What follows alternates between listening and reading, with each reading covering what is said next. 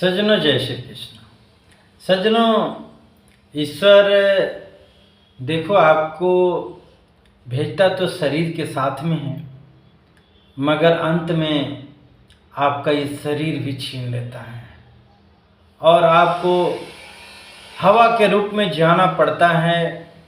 कोई नहीं देख पाता है, लेकिन जब आप पैदा होते हैं तो शरीर लेके आते हैं और सैकड़ों हजारों लोग आपको देखते हैं, सुनते हैं, बातचीत करते हैं।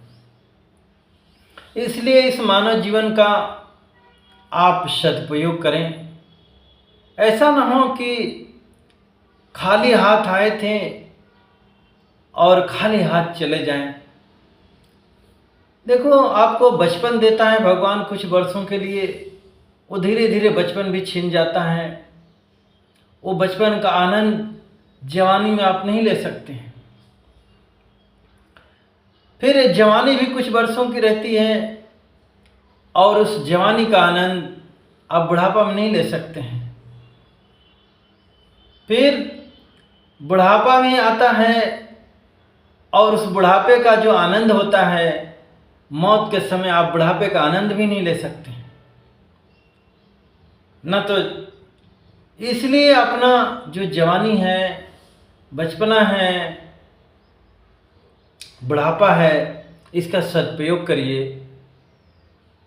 सदुपयोग हम इसका कैसे करें? देखो, नहीं तो शुरू में नहीं बोला ना मैंने कि यदि नहीं करोगे सदुपयोग तो संसार में ऐसे यूं ही बीत जाएगा और फिर से आपको यह मानव जीवन बड़े कठिन से मिलता है। अनेक जोनियों में देखो, आपने यदि पुण्य कार्य किए हैं, बहुत किसी को मारा काटा सताया नहीं है किसी जीव जंतु को, तब तो आपको मानव जीवन मिलेगा। और यदि जीव जंतुओं को मारा है, काटा है, सताया है, तो वहाँ पर जाके आपको उसका फल भोगना पड़ेगा उनके साथ में रह करके। और यदि इसलिए इसको आप मानव जीवन को आप सदुपयोग करिए और इसको ईश्वर में लगाइए।